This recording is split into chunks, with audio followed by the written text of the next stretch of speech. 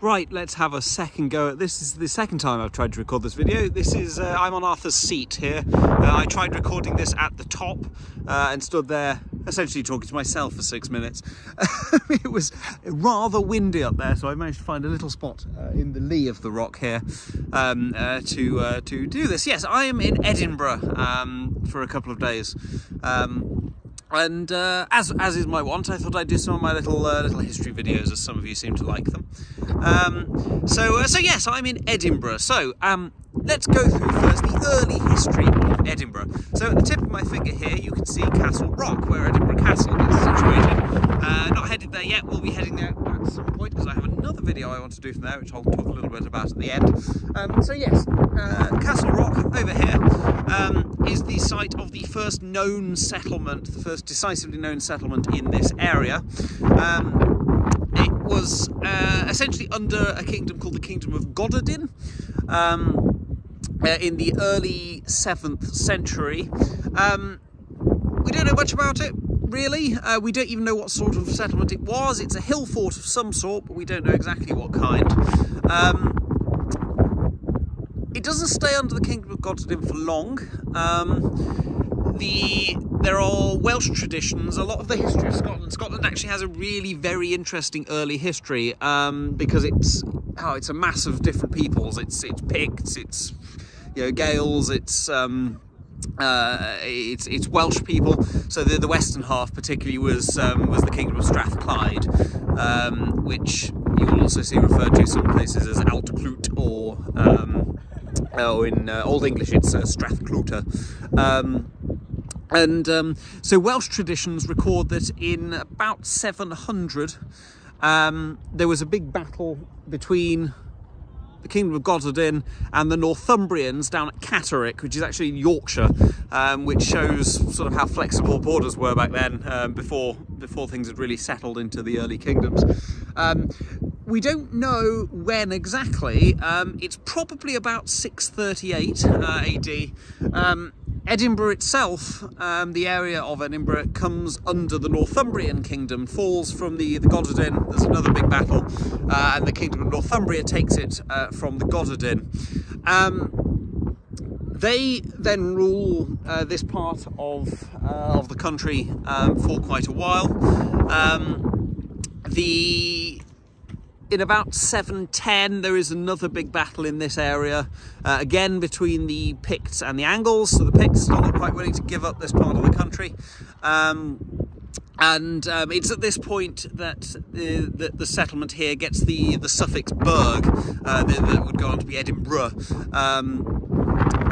referring to the very sort of typical Anglian fortified market towns you get, that would later be made a lot more famous by Alfred the Great, along the border with the Danelaw down south, like at Tempsford, where I did one of these last summer, the summer before, whenever that was, when I did that mighty 25-mile walk across Bedfordshire. And so yes, we don't know when exactly it is, probably about 638. 710 it's confirmed, and this place becomes a burgh. At some point around that time as well, St Cuthbert was believed to have come and preached here. St Cuthbert generally taken to be the first English saint. He was Bishop of Lindisfarne, down on the Northumbrian coast.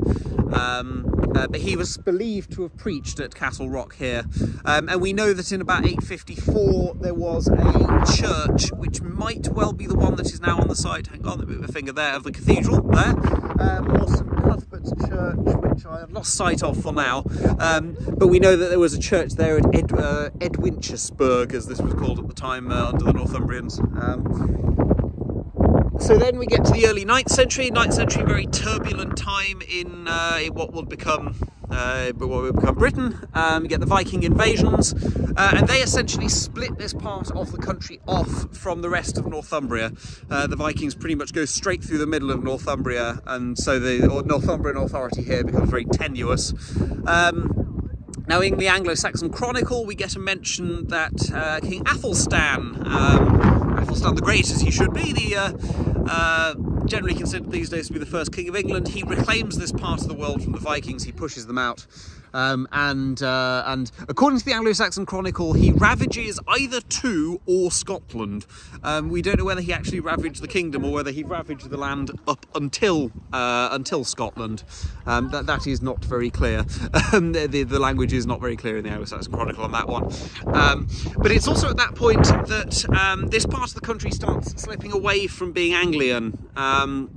It starts slipping to, it comes more and more into the kingdom, under the influence of the kingdom of Alba, which is the bit sort of over the Forth over there, which is the proto-kingdom of Scotland. It's the kingdom that evolves eventually and absorbs all the other little kingdoms in Scotland and becomes the kingdom of Scotland.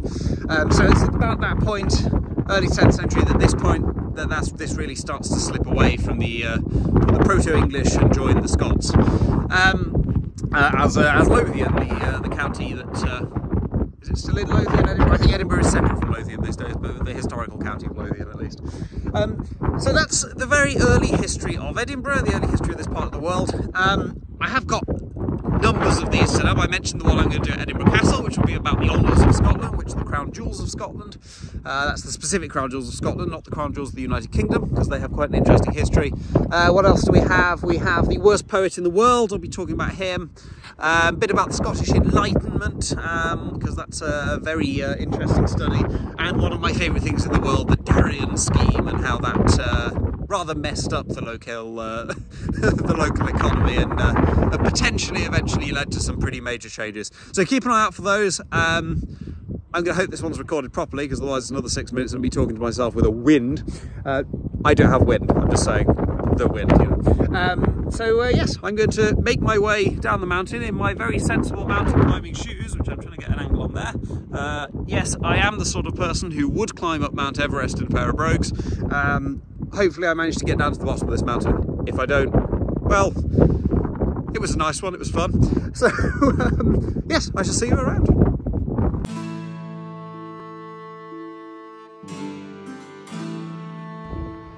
Well, hello everybody for number 2, or when I edit this together, number whatever it happens to be. I am at Edinburgh Castle here. You can see it behind me. This is the gate of Edinburgh Castle. Very nice. Site of the world famous Edinburgh Royal Tattoo, where the monarch famously comes and has a little dolphin tattooed on their right pectoral muscle after their coronation. I am in fact in the most romantic part of Edinburgh Castle, the car park, an original feature which was first put in by the Goddardin, who we were discussing when we were up on Arthur's Seat over there. There it is, up there. The Goddardin who founded this, yes, they were the first ones to install the car park back in the 7th century. It wasn't very heavily used for a long time, primarily because horses find it difficult to get up here and cars at the time found it even more difficult.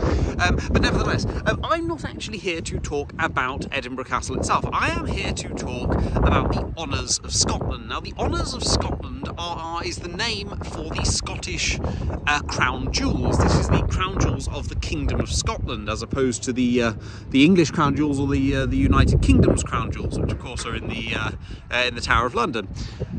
So the Honours of Scotland, they sort of come together slowly over many, well, centuries really. The very earliest crowns are actually quite old. They're from sort of 12th century onwards really.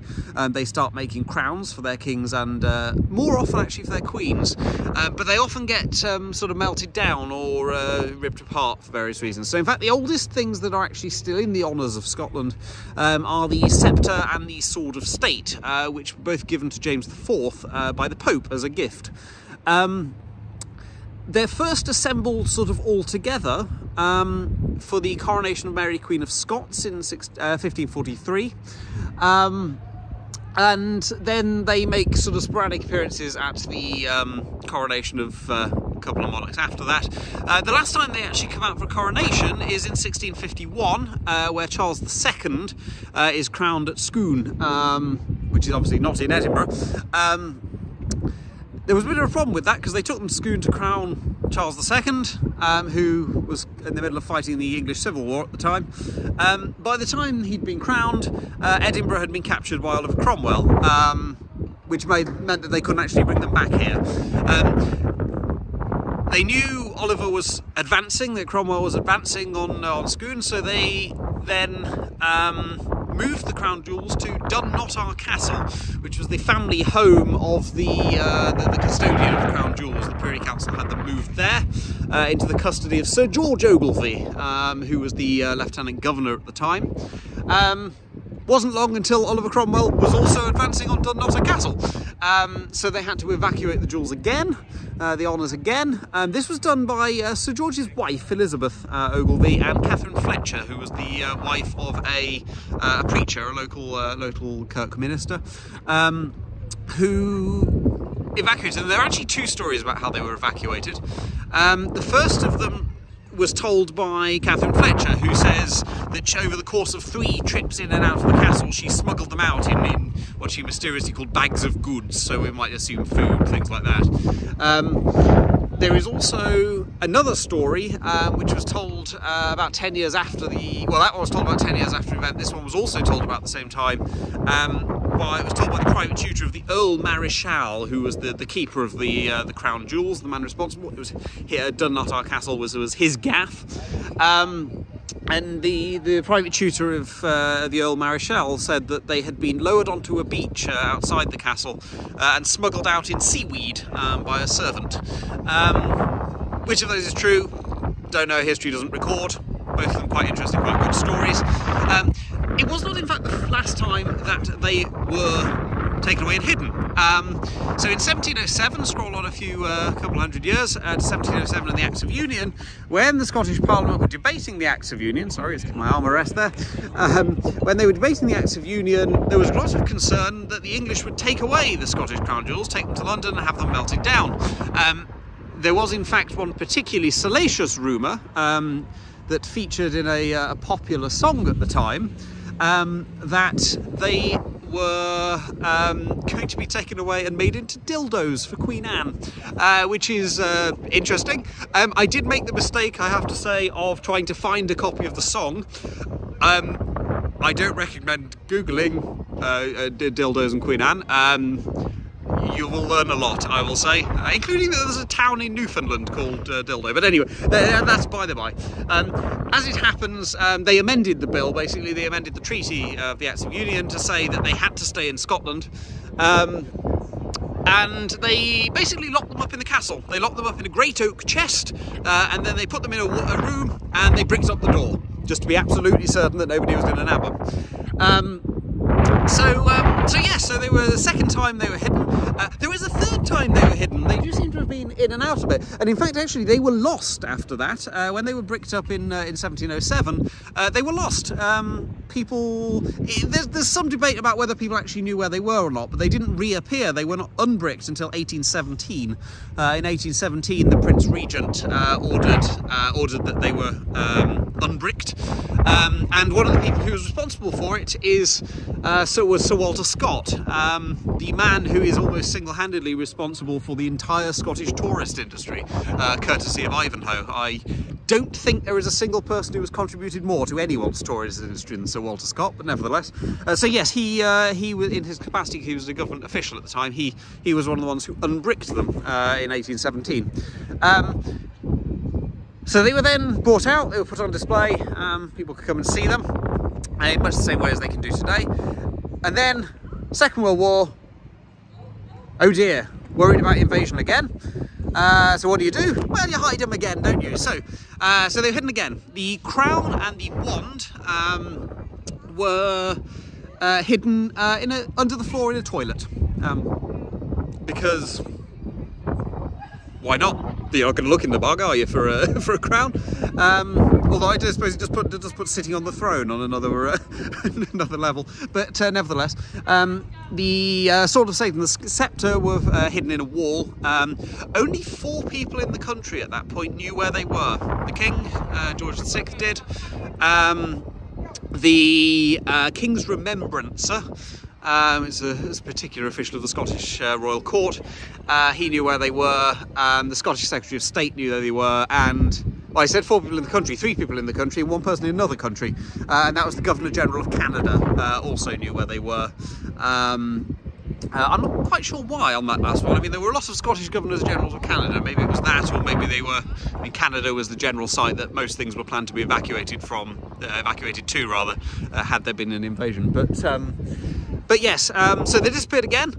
They were brought out again at the end of the war, and they've sort of sporadically reappeared. The last time the crown was sort of seen out of display here. It is still on display here, but was for the Queen's lying in state in Scotland end of last year.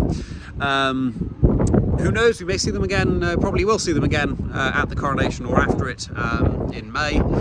So yes, so that's the ignominious story of the there and not there again crown jewels of Scotland. Who knows if they'll ever have to go into hiding again? We certainly hope not, but we'll see if the Republican side of the Scottish National Party get their groove again. We might see another evacuation to a royalist stronghold wherever they happen to be in Scotland these days. I don't know.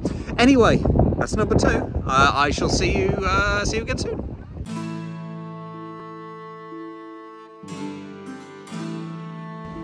So, hello everybody. I am here in Milne Court. This is just at the just off Lawn Market, up by the castle here. Yes, I'm here to look at the company, because one of the buildings here, I'm not actually sure which one it is, and I suspect there's been some serious rebuilding going on, but one of the buildings in Milne Court was once the headquarters of the Company of Scotland trading to Africa and the Indies. And the Company of Scotland trading to Africa and the Indies is, I would say, arguably one of the most consequential companies that's ever existed in British history, for several good reasons. Or rather, in this case, one very big bad reason. So what was the Company of Scotland, I shall call it to save time. So this was an early sort of company as we would understand it, a sort of joint stocky affair, a bit like the Muscovy Company or the Hudson Bay Company in Canada, that were designed to facilitate trade. The other, probably the most famous example of this would be the East India Company. Unlike the Hudson Bay Company and the East India Company, though, of course, the Company of Scotland joined the ranks of the Muscovy Company in disappearing quite quickly, in a way that, well, the Hudson Bay Company in Canada is still going. They run department stores these days. I've been to one. There's one in Montreal. It's very nice. The East India Company seems to have come back as a tea company, which is a bit weird given how absolutely horrible the East India Company was, but nevertheless, branding, I suppose. So yeah, so this was another company in that vein. So this is it's the end of the 17th century. End of the 17th century is not very nice to Scotland. There's a lot of famine. In fact, there's famine all over Northern Europe. It's the coldest sort of winters they've had for 750 odd years. It's absolutely freezing. Everyone's dying of famine. Not very good. At this point, they also start to look south, and they notice that England is becoming very rich. But politically, at that time, you have to remember, England and Scotland were ruled by the same monarch, but they were not yet one political unity. They were in personal union, but they were still independent countries.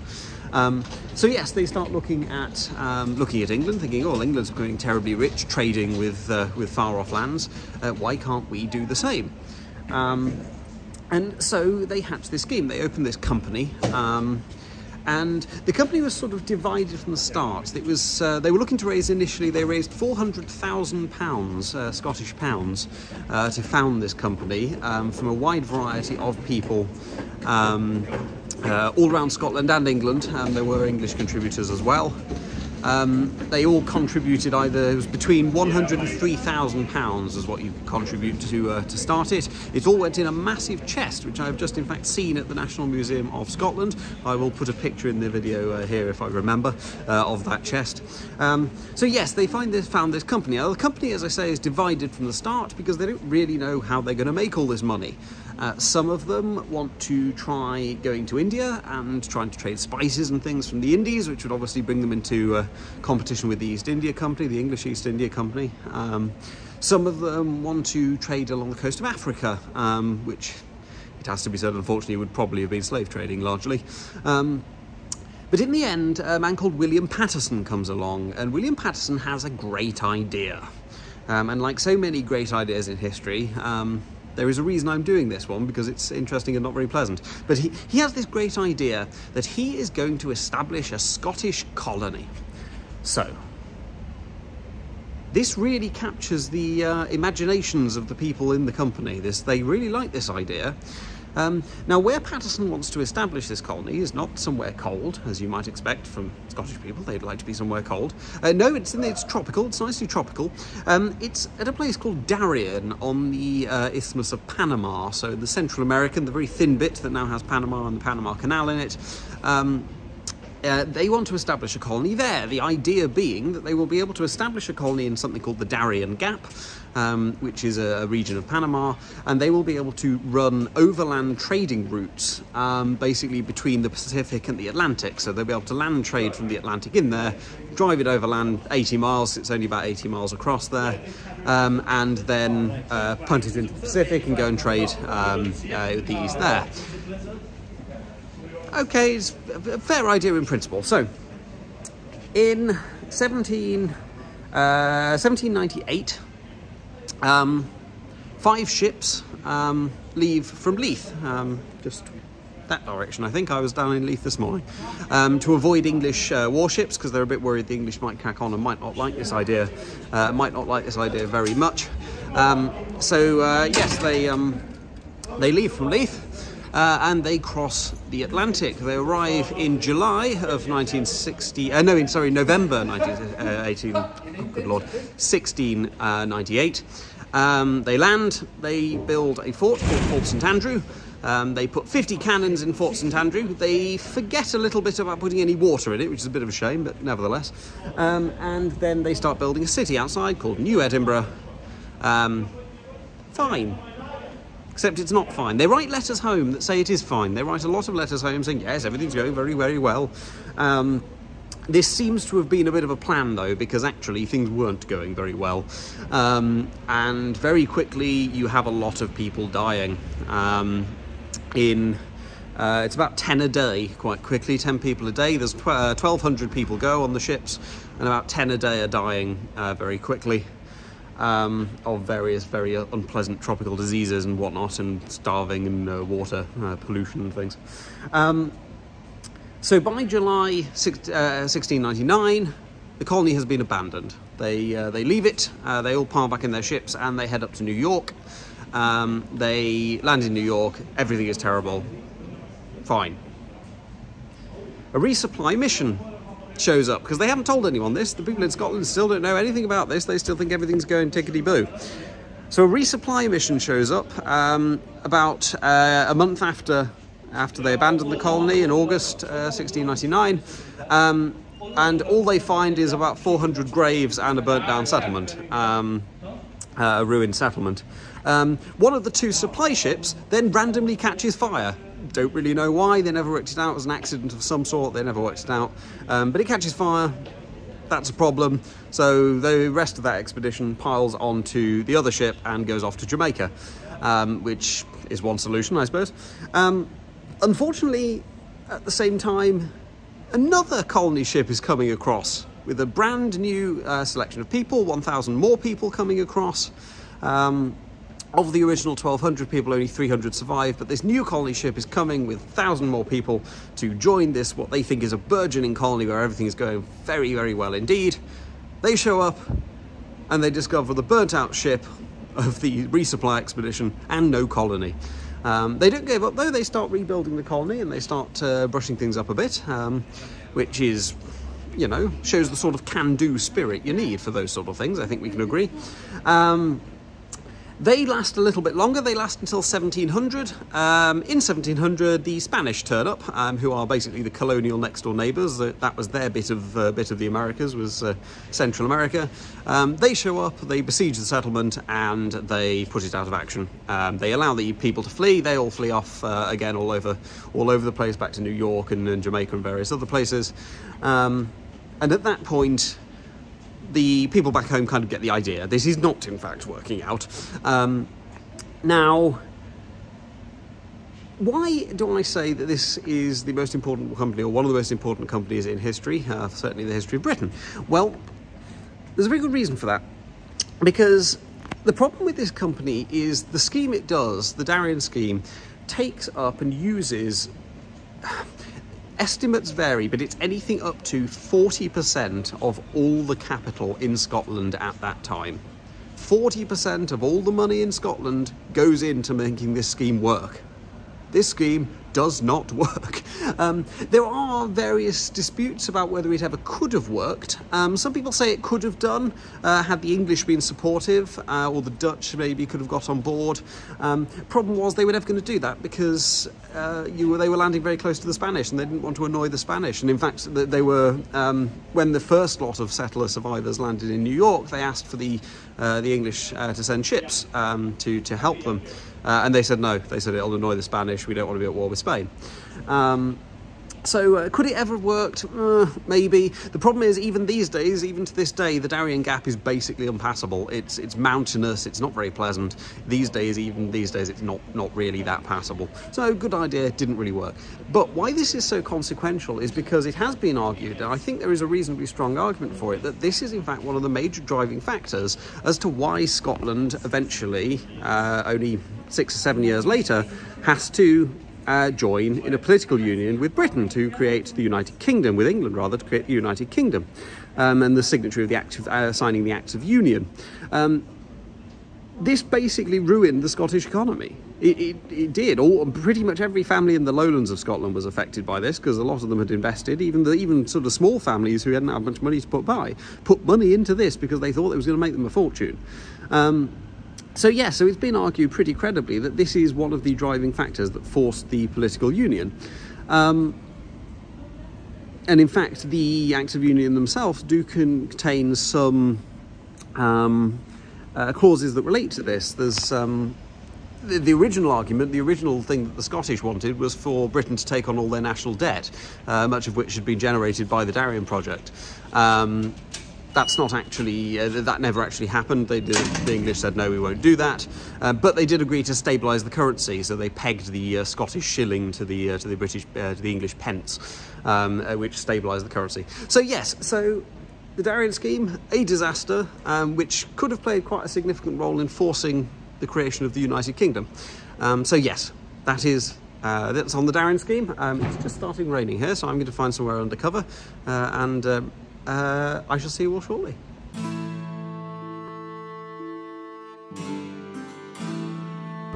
Hello everybody, I am back at Edinburgh Castle. I'm at the other end of the car park this time. I was up there by the gate last time, because at this end of the car park, on the side of the Scottish National Tartan Centre or something, is this little plaque here, this little thing here. This is called the Witches' Well. I will bring you up close, because it's got some quite nice little stylings on there. So yes, this is the Witches' Well, which commemorates all the people in the Middle Ages in Scotland who were condemned as witches, because it has to be said that in Scotland in the Middle Ages, witch hunting was basically the national hobby. It happened a lot. So to the point, in fact, where there are, in fact, 5 great witch hunts in Scotland, which seems like the sort of thing you'd only need to do once, but nevertheless. So the first outbreak of this is in 1597. So in 1597, King James VI publishes what is probably the second most famous book about witch hunting in the early modern era, the first being the Malleus Maleficarum, which is the German one. He publishes his book, Demonology, which talks about how great and how worthy and how perfect it is to hunt witches, and how ethical and how it'll get you into heaven. So you get a little outbreak then. We're actually mostly going to be talking about the second outbreak. The second outbreak happens in 1649 to 1650. Bit of a tough time for Scotland. That is a bit of a recurring theme through the early modern period. It has to be said, if you watch the Darien video, you'll know that a little bit later they also go through another tough time. That entire period was not great in Scotland. And what do? Well, you find a scapegoat, and the scapegoat they found, a radical party called the Kirk Party had taken over the Scottish government at the time, and they passed a new Witchcraft Act, and they started encouraging people to get out there and hunt dem witches. And people did. So over the course of, 612 prosecutions, I think, recorded for witchcraft in the period of 1649 to 1650. About 300 of them result in executions of various sorts. It's probably the most sort of bloody single period of witch hunting in early modern Europe. Certainly it's a concentrated place. I mean, Scotland at the time had about a quarter of the population of England, and yes, it has 3 times as many prosecutions for witchery of various types. So yes, the prosecutions aren't done in regular law courts either. They're done, the Kirk Party, as you might guess from the name, was a religious party essentially, a party of religious zealots. So these were largely undertaken by sort of ad hoc courts that were assembled by local ministers, basically local preachers were finding a local person they wanted to accuse of being witch. They would assemble a court of local noteworthies, take a bit of evidence, and then condemn them.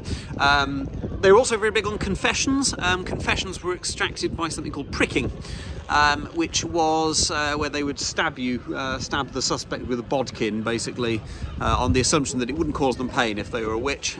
It was also very convenient because it often got them to confess to various things to stop being stabbed, which you can sort of understand. The other thing, and one of the reasons it got so bloody, was because when they were confessing, they would often mention other people. So they would automatically fall into suspicion. So you got this sort of self-perpetuating, you know, so-and-so said so-and-so was a witch. Okay, well, so-and-so said so-and-so too was a witch. Being a witch pricker was it could be fairly profitable. There was a witch, one of the most prominent ones, was paid £6 to come and prick a witch. I think that was somewhere up in Fife, and £4 in expenses for food and drink and accommodation. So pretty profitable, really. It peters out in about a year, this sort of craze. It does come back again. There were several other witch hunts after that, but that was the 1649 to 1651. There's another one in the 1660s, I think 1667, 1668. There's another witch craze. But in recent years there's been a bit of a move to pardon them. The Scottish Government has in fact, sorry, my hand's getting wobbly from holding it wrong, holding my phone in a funny angle. The Scottish Government has in fact officially apologised to all those condemned as witches in recent years. This memorial here has been put up. Yes, the First Minister apologised. Particularly because, as is usual, it usually fell on women, and it was usually low-status women. There is, in fact, only one recorded prosecution of a high-status woman being accused of witchcraft, and she committed suicide before she could be tried. So, a sad story, even though she didn't get tried. What is quite interesting is that most of the cases of witchcraft at the time don't actually involve the devil in any way. Particularly on the continent, that was the usual form, was consorting with the devil somehow. Interestingly, most of the ones in Scotland don't have that. It's usually about some harm done by the witchcraft. She caused harm to this person, etc. There are a few, I think there's about 60 that do refer to, in some ways, consorting with demons or the devil. But mostly, it's not. So yes, interesting little one here. My phone is warning me I don't have much memory left, so I'm going to have to go and delete some old pictures and try and remember what I've already put off. So I shall see you again. We might only get one more of these, but I'll try my best and I'll see you for that.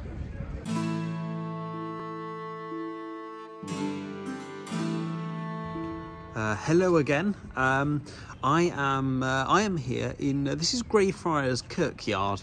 You can see the kirk over there, which has many very prominent Scottish people in it. It's also where we get the myth of Greyfriars Bobby. I've just been the little dog who stayed by his master's grave. I've just been past the statue outside. I'm not here to talk about Greyfriars Bobby, nor am I here to talk about any of the many distinguished people, who are buried here. I'm here because of this plaque here. Now this plaque here is in memorial to another person who was buried here. He was buried in an unmarked grave, so I don't exactly know where he was buried.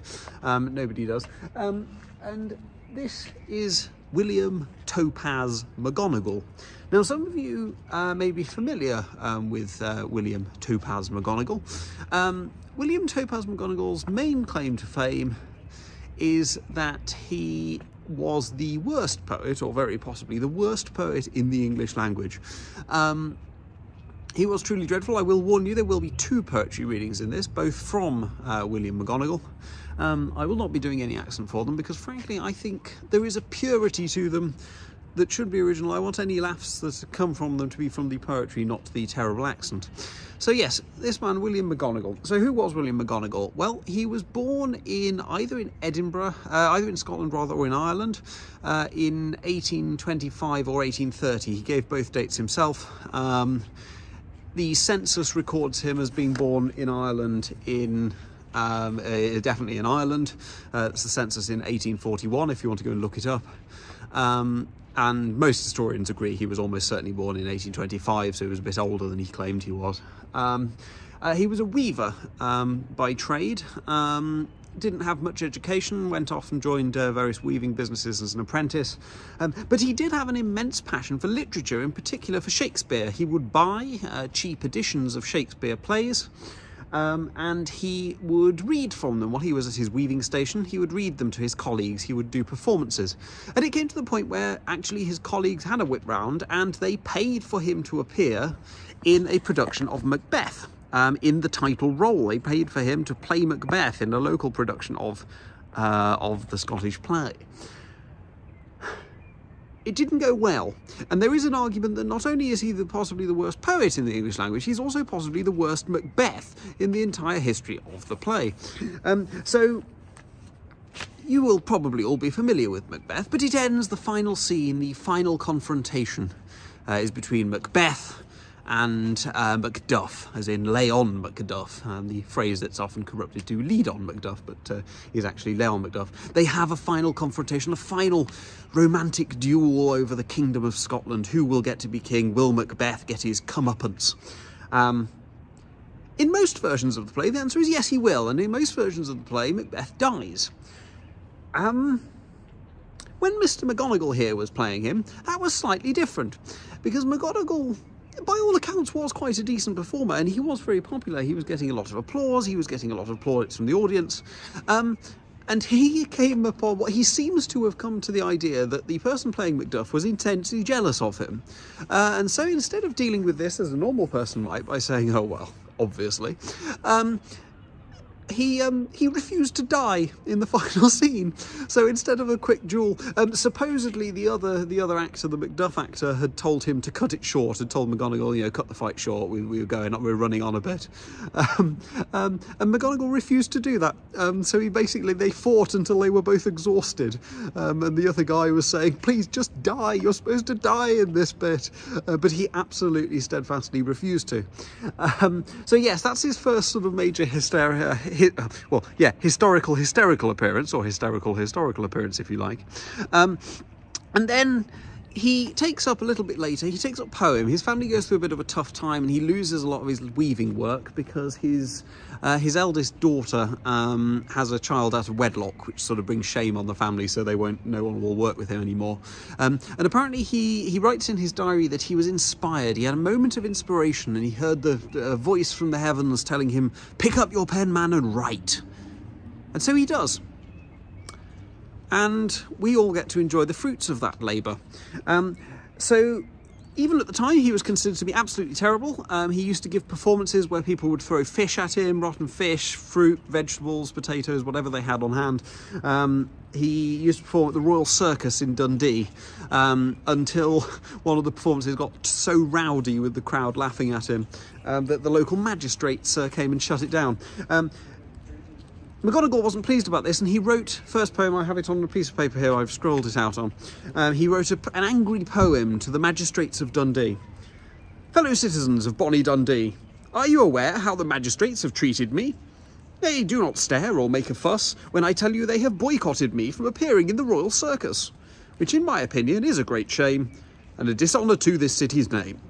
So he got the idea that a poem should rhyme. He definitely had that down, and that's pretty much the only consistent thing he did get down about, and probably the only thing he actually knew about poems, whether they should rhyme, because a lot of it doesn't really scan, it doesn't really work, it's not got any, he's usually criticised as being devoid of any sense of metaphor. He's just a very literal poet. So he continues to write. Nonetheless, he does not care a jot about this. He realises that he'll probably need a patron if he's going to make a career as a poet. So he writes to Queen Victoria and he says, "Your Majesty, I'd love to be your official poet. Would you be my patron?" And one of the members of the royal court writes back and says, "Thank you very much for your interest. We're not interested right now. That's not very useful. We won't be your patron." McGonagall doesn't seem to have noticed that this was a rejection, because he then trots out this letter at every opportunity and talks about how great Queen Victoria thinks his poetry is. To the extent that in 1878 he walks about 80 miles between where he lived in Dundee and Balmoral to give a live performance to Queen Victoria. Now, this is not an easy journey, particularly in 1878. It's over mountains, it's really stormy, he has a terrible old journey of it, and he gets to the gates of Balmoral and declares himself to be the Queen's poet, and the guards laugh at him and say, "No, Alfred Lord Tennyson is the Queen's poet, who are you?" And he waves the letter and they say, "Yeah, but that's us saying we don't want you as our poet." So yes, so he's very determined, you've got to give him that. He then returns to Dundee. He moves to Edinburgh a little later. He gets a letter. He's still not aware of how bad people think his poetry is, very clearly. And he gets a letter a bit later claiming to be from the King of Burma, making him a Knight of the White Elephant, I think it was. And he doesn't realise this is clearly a hoax, it's clearly somebody having him on. So from then on, he insists on being referred to as Sir William Topaz McGonagall. Unfortunately, his plaque here doesn't actually say that. It just says William McGonagall. I thought it would have been nice for them to have put the title in as a throwaway gesture. His most famous work is probably the Tay Bridge disaster. So this was a collapse of the Tay Rail Bridge that happened. 75 people died. It was a very great tragedy at the time. McGonagall wrote a poem commemorating the disaster, which was quite typically McGonagallian in form, in that it was utterly, utterly terrible. Very earnest, you have to give him, he's very earnest, and a lot of the events he writes about are, you know, disasters and things like that. They're very serious topics that he treats he treats very seriously, but because he has no grasp of how you write poetry and of metaphor and how you fluff it out, he just doesn't get it. But I will close this one with a reading of the final lines of this the Tay Rail disaster. I do recommend a read of the whole poem. As I say, 75 people died, big disaster at the time, terrible. This is how William McGonagall ends his poem. "I must now conclude my lay by telling the world fiercely, without the least dismay, that your central girders would not have given way, at least many sensible men do say, had they been supported on either end with buttresses. At least many sensible men confess, for the stronger our houses we do build, the less chance we have of being killed." And he's not wrong. He's just not doing it with much style, and that's kind of the thing. So, William Topaz McGonagall, we salute you. You give us a wonderful legacy. Do go and read some more of his poetry. It is, I think, unironically brilliant. It's bad poetry, but it's sort of so bad it's good, a lot of it.